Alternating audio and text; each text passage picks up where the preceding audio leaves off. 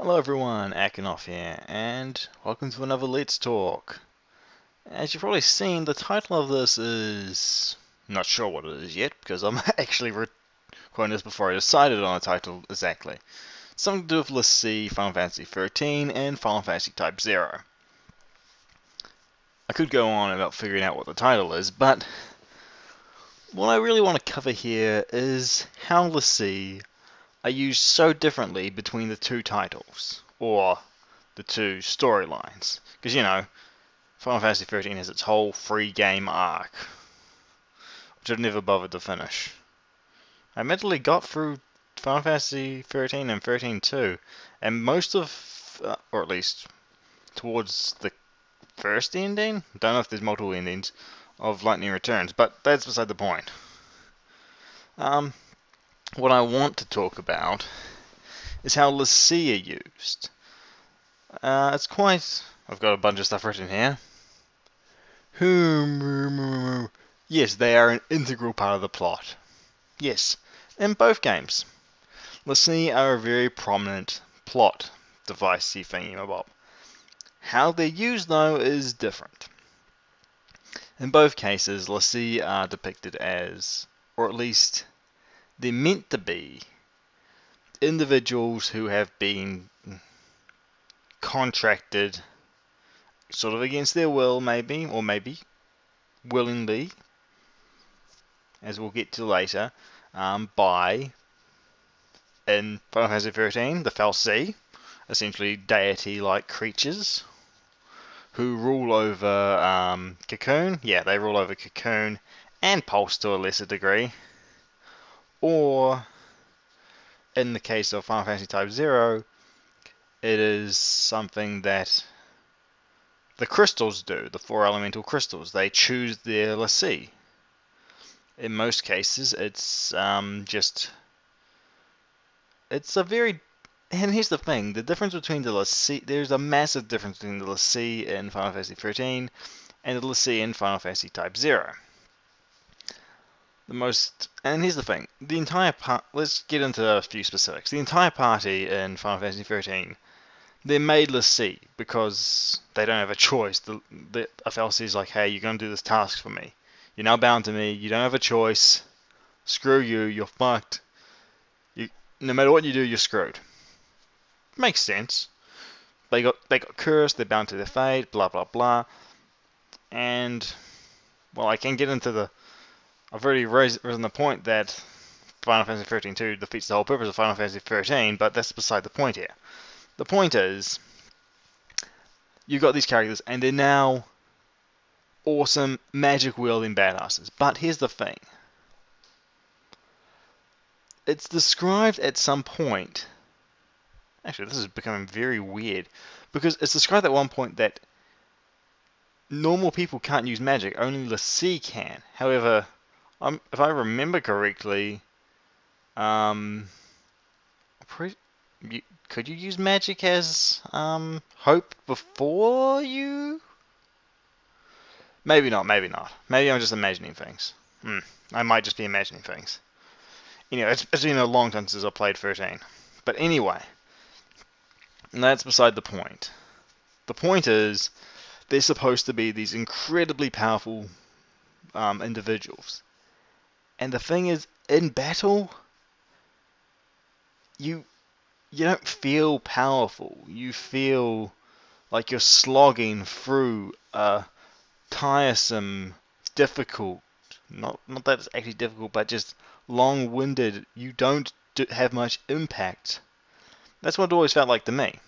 Or at least for the most part. Sometimes you'd be like, oh yeah, my magic does amazing damage, but it's like, yeah, but the rest of the time, yeah, that in one situation my magic's, oh yeah, it's powerful. In another, it's like, oh no, it's a joke. It's like, but what's the difference between these enemies? This enemy, it's like, why is it so durable? It's a silly thing that if you don't balance HP bars right, that I've noticed. Anyway, so in the story, before they even become l'Cie, Lightning is portrayed as a badass, okay? And she doesn't become any more of a badass when she becomes a l'Cie. She doesn't gain any special powers other than magic, but the characters don't really seem, and summons, but the summons are kind of, I'm sure there's a way you can use them properly, but they're most of the time. Anyway, as I was saying, Little C kind of feel just like, oh, they're doing this because they're l'Cie. They're being forced into this position because they're a l'Cie, and it's just like, but why? How the l'Cie aren't interesting. Being a l'Cie, it's like, oh yeah, you're cursed, and that's it. You're bound in the service, that's it. It's nothing more than a slavery plot line. Not even a choice. And they don't really gain all that much from it. And even if it's like, oh yeah, but they have summons and they have magic and they have all this stuff, it's like, it's not that impressive because every other dope has magic. They just use machines for it. Or every other monster has magic. It's really like, my character's been l'Cie. l'Cie's not that special. It's not that important. It's not that prevalent. It's just a thing. Now, I get it. The main characters are kind of important to the story and all that, but they don't feel it. They don't feel like they're that impactful to anything, really. Now, Final Fantasy Type 0, on the other hand, is an entirely different story. Oh, where am I on this? Blah, blah, blah. Magitek. Alright, that was all me talking about Felcy, l'Cie, cutscenes and stuff. Right, it's that paragraph that I'm looking at. Bit of behind the scenes. But anyway, I'm not actually reading off a script, I'm just using it as notes. The thing about Final Fantasy Type 0's l'Cie is they're completely different from Final Fantasy XIII's. The same word, and it's technically the same idea, just not quite so boring. It's a much more interesting thing, because, okay, but if you don't want spoilers, and you've probably already been like, oh, you've already spoiled Final Fantasy XIII for me, but if you don't want spoilers for Final Fantasy Type 0, or Final Fantasy XIII, don't watch this. But in Final Fantasy Type 0, there is 4 crystals. Fire, water, earth, wind, I assume. I think. You know, the 4 elemental crystals. And they are also represented by the 4 celestial beings, and I don't know what exactly mythology they originate from. I think it's Chinese that they originate from. Adopted by Japanese, you know, the phoenix, the tiger, the turtle, and the dragon. Okay? So, that's what we're dealing with. Representing north, south, east, and west. Not respectively, because phoenix is south, dragon is east, tiger is west, turtle is north. And the map of the world is actually sort of set out like that, because there are 4 kingdoms, each houses one of the crystals, and is represented by that crystal and its symbol. So, okay, let's get back to the l'Cie. Just because I had to set a bit of world there. These crystals choose their l'Cie. And to my knowledge, there are generally 2 l'Cie, or 2 types of l'Cie. I think there are only ever 2 l'Cie of each crystal, or at least normally. Because there's a situation in the game where it's like, no, that's not the case anymore. And these, to put it simply, would be the prime and secondary l'Cie. They have a fancy, I think they use Latin words for that, basically. Prima, I can't remember what they actually called the stronger l'Cie. The prime ones are the really powerful ones. These are this is the hand of the crystal. basically. And the other one, it's a powerful individual wielding magic from the crystal. And the thing is, in this world, all magic is gained from the crystals. With me so far? Okay. So, anyone can use magic, as long as they're aligned with a crystal. Sounds sensible. Now, your party members are not l'Cie. Yet. We're in spoiler territory now. In the game, by the end of the game, 2 of your characters will definitely become l'Cie. The other 11, because you have 13 party members, the other 11 can, near the end of the game, make a choice between becoming l'Cie or facing a god. And both endings suck. Sort of. Kinda. I won't get into too much of what happens at the end, but what I want to say about these l'Cie, is that they are inherently powerful. They come across as powerful whenever you see them. You encounter enemy l'Cie. One of the first fights in the game is against an enemy l'Cie, and this is the weakest of all l'Cie, because her gift is not necessarily one of power. It's actually a it's a really dangerous ability that okay, my audio recording's working properly, but that's not where you realize the impact of a l'Cie. But here's the thing: she mows down ordinary soldiers no problem. She's really strong. But it's later on another mission where you encounter your first prime l'Cie, and he is overwhelmingly powerful. He will one-shot you instantly. His attacks almost make it so that you have to be dodging to the utmost of your ability to not be destroyed. He deals ridiculous damage. He can't be stopped.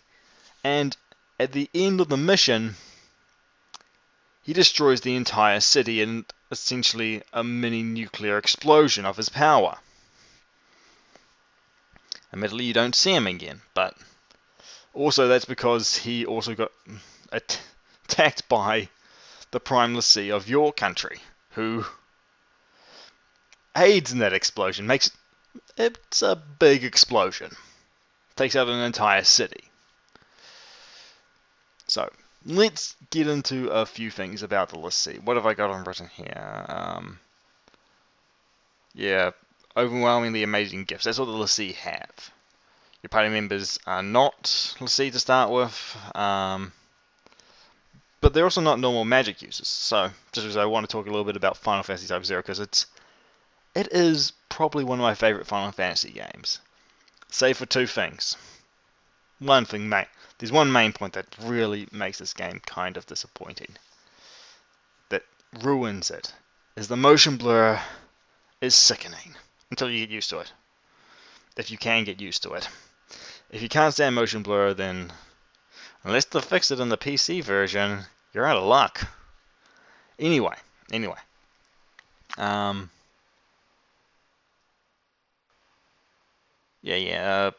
l'Cie are capable of killing party members in a single hit. l'Cie that aren't even fully aware of themselves, because there's a l'Cie that you fight that's completely lost his memory, doesn't know what the heck's going on, is messed up in all sorts of ways. He can one-shot your characters when you first meet him if you're not careful. I think. You can fight him fairly well, and you could beat him, but not in your first encounter with him. You need to beat him in that encounter, you need to come back at a higher level, which you can do. And it canonically makes sense in a weird-ass way. Anyway, I've got a list of some of their powers. The powers of these l'Cie are shown to decimate armies, destroy whole cities in the blink of an eye. I told you about that.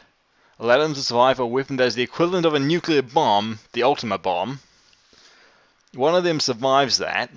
I don't know if it's just he simply gets dragged. Okay, I'm going to come out with it. It's Gilgamesh. He survives basically being nuked. either by escaping into the void or some other such nonsense. And as I was saying, 2 of your party members do become l'Cie. One of them, you get to play a sequence.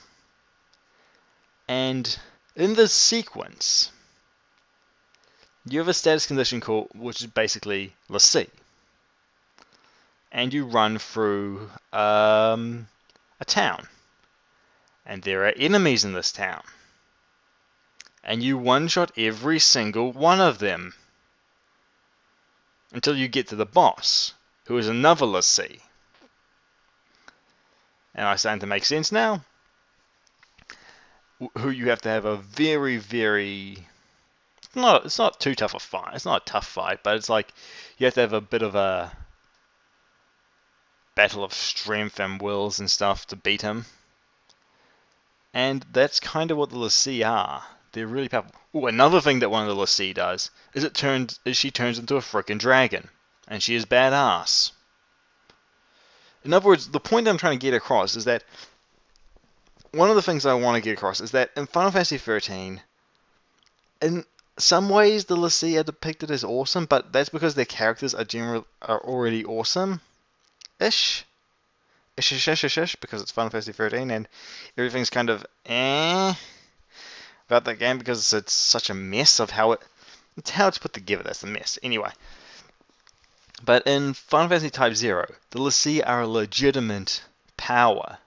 They are legitimately threatening, dangerous, powerful. They're essentially, they are weapons of these godlike crystals. Oh, I do have turned into giant dragons on here. So the thing is, while l'Cie are depicted one way in Final Fantasy XIII, and it's just, you forget about it, it's not important, l'Cie has no impact. In Final Fantasy Type 0, l'Cie have an impact. They're an important plot piece. Of course, they're not as important as the actual, they're not as powerful as Agito, which is a completely different matter, because that's just basically... Oh yeah, you're a l'Cie, I'll take you on. But the nature of Agito is a completely different matter for a different... and how you interpret it is kind of up to you. Climbing the Tower of Agito is a pain in the ass, I tell you though. And that's beside the point. Also, I want to get into when you can choose to become a l'Cie. When you choose to become a l'Cie, you do so and you go to face an army of creatures that essentially destroy the soul. Pretty bad, huh? Yeah. So what you do is you go out and you fight an endless horde of them. They start at roughly level 80 or so, and you're one-shotting them. They get higher level, higher level, higher level. And you're one-shotting them into the level 120, 130 range, I think. Then it starts to be two-shotting in 140, 150 range. And eventually you get to the point where it's tough. It's tough to beat them. But you're so powerful that you can face these enemies with ease that are nearly indestructible. Well, are indestructible to ordinary people. As your party... it takes a fair bit of effort to take one down before this. But with being l'Cie, you can take them down pretty easily in one shot. Unless you're Jack, in which case you always take things down in basically one shot. But he's beside the point. And my point is, unlike Final Fantasy XIII, Final Fantasy Type 0 tells a story using this asset that it has called, of course, I'm forgetting what it's called, that's terrible of me, l'Cie. It uses it as part of the story. It's integral, it's important, it is the l'Cie are incredibly important. They are the major focus of entire battles in the story. Because the game is essentially about a war. It's a really big war too. Anyway, there's been a bit about Final Fantasy Type 0, Final Fantasy 13, and how the two games use l'Cie differently. I've been Akinov, hope you've enjoyed this little talk, and I'll see you for another talk some other time. See you then.